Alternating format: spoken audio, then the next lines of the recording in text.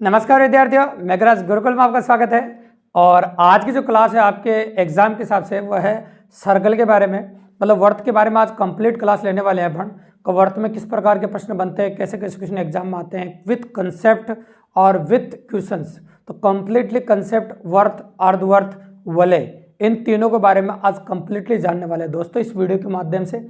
इसलिए वीडियो को बिल्कुल भी स्किप न करें, वीडियो कंप्लीट देखें, पूरी क्लास को एंजॉय करें आप दोस्तों। अगर आज का वीडियो आपने कंप्लीटली देखा है तो वर्ड से रिलेटेड कोई क्वेश्चन अगर आपके एग्जाम में आता है तो कभी गलत होने की संभावना बिल्कुल भी नहीं रहेगी। तो चलो शुरू कर देते हैं अपन वर्ड को। काफ़ी मजेदार टॉपिक है बिना टाइम को वेस्ट किए हुए। तो चलो बात करते हैं अपन वर्ड के बारे में। तो वर्ड आपको जो दिख रहा है ये अपन ने लिखा, आपके सामने वर्ड है, सर्कल बन रहा है। तो देखो, तो वर्ड के अंदर अगर प्रैक्टिकली अपन बात करें, छोटी छोटी बातें शुरू करें, तो केंद्र से परिधि को मिलाने वाली रेखा को हम त्रिज्या कहते हैं। केंद्र से परिधि को मिलाने वाली रेखा को हम त्रिज्या कहते हैं। और त्रिज्या का जो दुगुना होता है वह व्यास कहलाता है डायमीटर। मतलब त्रिज्या का जो दुगुना होता है डी, वो व्यास होता है डी बराबर 2r। मतलब त्रिज्या का दुगुना व्यास कहलाता है। ठीक है। अब वर्त में क्या क्या चीजें इंपॉर्टेंट है वो आपको पहले ही बता दें। तो पहली इंपॉर्टेंट चीज जो वर्त में निकल के आती है वह है वर्त का क्षेत्रफल। तो वर्त का क्षेत्रफल आप जानते हैं पाई आर स्क्वायर होता है। और दूसरी इंपॉर्टेंट चीज होती है वर्त में वर्त की परिधि। तो ये लिखिए अपन ने वर्त की परिधि, और ये होती है आपकी 2πr। दोनों कंडीशन में जो पाई का मान होता है वो होता है आपका 22/7। तो पाई का मान लिख दिया अपन ने आपके सामने 22/7। तो 22/7 चाहे रखना पड़ेगा, क्योंकि 3.14 जो अशुद्ध मान है, तो 100% शुद्ध मान है वो 22/7 है। ये अप्रोच करना पड़ेगा आपको। तो ये वर्त में जो चीज़ें काम आती है आपके सामने, 3 चीज़ें काम आती है, जिनमें एक तो वर्त का क्षेत्रफल है पाई आर स्क्वायर, और एक वर्त की परिधि 2πr। कई बार क्या होता है कि दो वर्तों के क्षेत्रफल में तुलना करा लेता है। देखो, तो वो भी डायरेक्टली अप्रोच होता है अपने, दो वर्तों के क्षेत्रफलों में तुलना। दो वर्तों के क्षेत्रफलों में तुलना, है ना। तो दो वर्तों के क्षेत्रफल में तुलना का मतलब हो जाएगा पहले वर्त के क्षेत्रफल में दूसरे वर्त के क्षेत्रफल का भाग लगाना। अगर पहले वर्त के क्षेत्रफल में हम दूसरे वर्त के क्षेत्रफल का भाग लगा दें तो तुलना हो जाएगी। तो मान लो पहले वर्त का जो क्षेत्रफल है वो पाई r1 स्क्वायर है, और दूसरे वर्त का जो क्षेत्रफल है वो पाई r2 स्क्वायर है। तो पहले वर्त के क्षेत्रफल में दूसरे वर्त के क्षेत्रफल का भाग लगा दो, लगा ही सकते हैं अपन।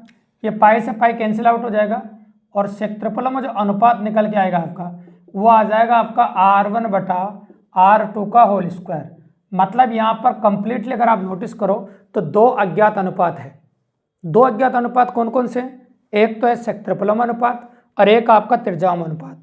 तो क्षेत्रफलों या त्रिज्याओं में से कोई सा भी एक अनुपात दे दे तो दूसरा अनुपात 100% एग्जाम वाला पूछ सकता है दोस्तों। तो यहाँ से दो सवाल बन जाएंगे आपके, क्षेत्रफल में अनुपात पूछेगा, त्रिज्याओं में अनुपात पूछ लेगा, और त्रिज्याओं में अनुपात देगा तो क्षेत्रफल में अनुपात पूछ लेगा। ये सिंपल सी बात है, बिल्कुल नॉर्मल। तो पहली वेरायटी आपको यहाँ से देखने को मिलेगी।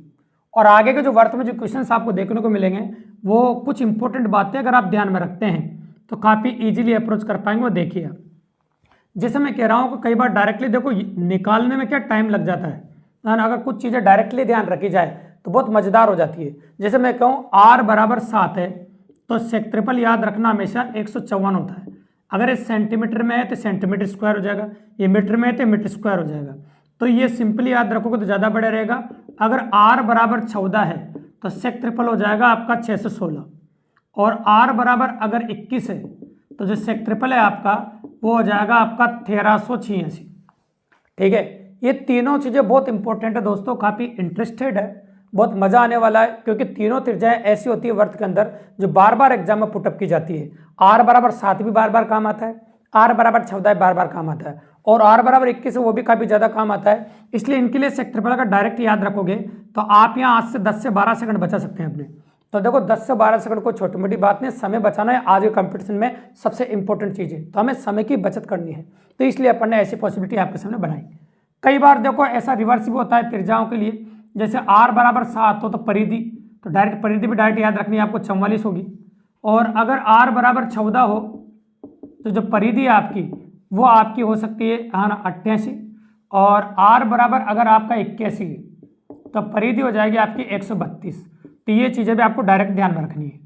अब आपके मन में एक सवाल आ रहा होगा, सर इनको अगर हम डायरेक्ट ध्यान में रखें तो ये समझो कितना फायदा कर सकते हैं। तो जो क्वेश्चन आपसे 1.5 मिनट में होगा उस क्वेश्चन को आप 5 सेकंड में कर सकते हैं, और 1.5 मिनट वाले सवाल को जब हम 5 सेकंड में कर रहे हैं तो वास्तव मजेदार बात ये कह सकते हैं अपन आपके सामने। तो सैंपल दिखा देता हूँ मैं आपके सामने ताकि आपको विश्वास हो जाए। जैसे मैं कह रहा हूँ आपके सामने, देखो सुनो, एक वर्ताकार आकृति का क्षेत्रफल 1386 वर्ग मीटर है।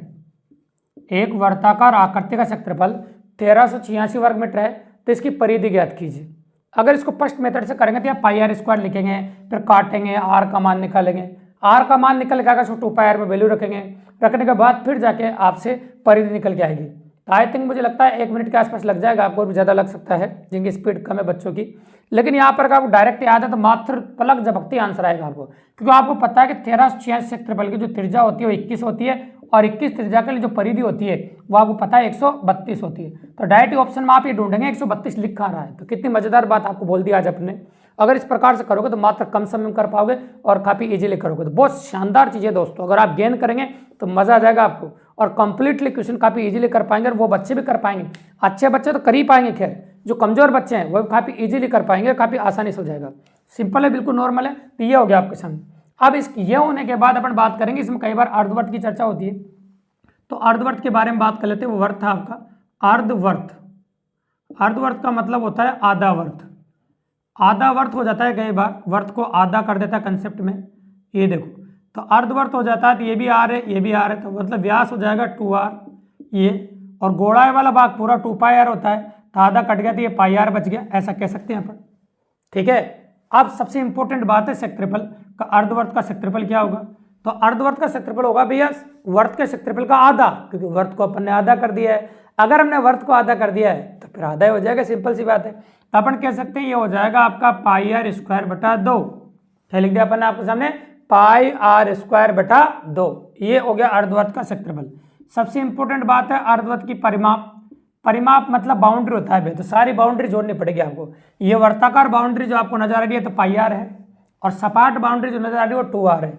तो परिमाप निकालने के लिए कोई रटने की जरूरत नहीं, पाई आर प्लस 2r जोड़ दो और r बार निकाल दो, तो ये हो जाएगा आपका r पाई प्लस 2। ये क्या हो जाएगा आपका? r pi plus 2। बिल्कुल सिंपल सी बात है। जो वैल्यू आपके सामने पुट करेगी वो हो जाएगा आपका r पाई प्लस 2, मतलब r पाई प्लस 2 इसकी परिमाप की वैल्यू हो जाएगी आपके सामने। बिल्कुल सिंपल और काफ़ी इजीली। अब यहाँ से भी क्वेश्चन पुटअप कर सकते हैं अपन, और बहुत प्यारा सवाल बना है कई बार एग्जाम में, तो चलो उसके बारे में बात कर लेते हैं। देखो, इसका परिमाप दिया जाता है आपको, जैसे 36, 72, 108, 144 इस रेशो में दिया गया कटने के हिसाब से। तो परिमाप दे रखा है आपको, मान लो 36 दे देता हूँ मैं, तो परिमाप दे रखा है आपको 36, और आपसे क्षेत्रफल पूछा है। निकाल ही सकते हैं भैया, कोई बड़ी बात नहीं है, क्योंकि पाई का मान 22/7 रख दो, ये 2 लिखा ऐसे का सही, और ये 36 ऐसे का सही। अब अपन गुणा करेंगे तो कर सकते हैं, 7 को लैसे ले लें, 7 दूनी 14 और 22 कितना होगा? 36, और आप ये 36 ऐसे सही, 36 36 कट जाएगा, 7 इधर कैसे गुणा हो जाएगा, तो आर की जो वैल्यू निकल के आएगी वो आ जाएगी 7 आपकी।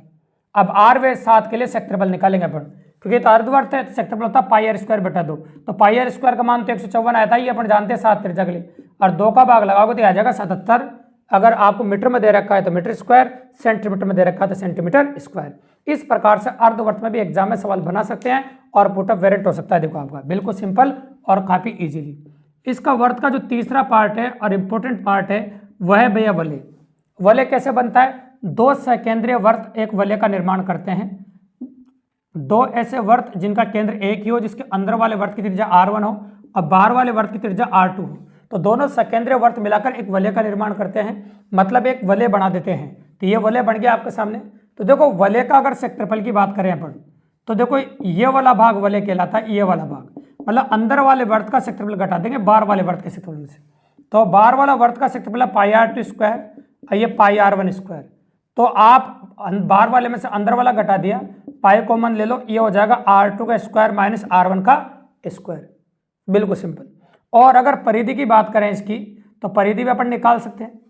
परिधि निकालना कोई बड़ी बात नहीं, दोनों बाउंड्रियों को जोड़ दो, परिधि आ जाएगी। तो ये हो जाएगा 2 पाई r1 प्लस 2 पाई r2, ये हो जाएगा। आप चाहो तो 2 पाई कॉमन ले सकते हैं, तो ये हो जाएगा आपका r1 प्लस r2। अब इन पे क्वेश्चन करना कोई बड़ी बात नहीं, जब भी एग्जाम में क्वेश्चंस बने हैं तो मैं सैंपल बता देता हूँ कि आपको देखो r2 की वैल्यू दे सकता है, r1 की वैल्यू दे सकता है, क्षेत्रफल निकाल सकते हो, लैंग्वेज बदल सकता है, कोई बड़ी बात नहीं है ना। और अगर 2 परिधियाँ दे दे आपको, तो दोनों सेकेंडरी वर्ग की परिधियाँ दे सकता है। इससे पहली त्रिज्या आ जाएगी, दूसरी त्रिज्या आएगी, दोनों को वैल्यू पुट कर दो, वलय का क्षेत्रफल इनसे बनने वाले वलय का क्षेत्रफल पूछ ले। तो इस प्रकार से क्वेश्चंस पुटअप किए जाते हैं इसके ऊपर, बिल्कुल सिंपल और काफ़ी इजीली, ताकि आसानी से क्वेश्चन आप कर पाओ। तो अगर हम वर्त की बात करें, आपके सामने इस प्रकार की पॉसिबिलिटी है, और एक चौथी पॉसिबिलिटी और है जिसमें डायरेक्ट क्वेश्चन देखने को मिलते हैं, वो है परिधि बराबर दूरी बटा चक्रों की संख्या। परिधि बराबर दूरी बटा चक्रों की संख्या। तो परिधि तो आप जानते हैं 2πr होती है ना। परिधि जो होती है आपकी क्या होती है, 2πr होती है। और दूरी चाल इंटू समय और ये चक्रों की संख्या। तो यहाँ अगर आप दूरी हो तो दूरी एक अज्ञात राशि है, चक्र एक अज्ञात राशि है, आर अज्ञात राशि है। इन 3 अज्ञात राशियों में कोई सी 2 अज्ञात राशि देकर चौथी राशि आपसे पूछ सकता है। तीसरी 4 हो तो, और 3 हो तो 2 देके पूछ सकता है आपसे। तो इस प्रकार के वर्त पे जो कैलकुलेशंस बनती है, काफ़ी अच्छे क्वेश्चन आप कर सकते हैं। क्वेश्चंस करने के लिए आपको पता ही है हमारे मेघराज गुरुकुल पे इस नाम से, एरिया के नाम से सीट डली हुई है, उसको कंप्लीटली क्वेश्चन विद सॉल्यूशन डली हुई है, कर सकते हैं आप। फिर भी कहीं भी क्वेश्चन करते वक्त अगर आपको डाउट आते हैं तो कमेंट बॉक्स में कमेंट करके आप मुझसे पूछ सकते हैं, डायरेक्टली हेल्प मिलेगी दोस्तों। कोई भी कंप्लीटली ऑनलाइन कोर्स लेने की जरूरत नहीं है आपको, 100% आप फ्री ऑफ कॉस्ट हमारे चैनल के माध्यम से पढ़ सकते हैं।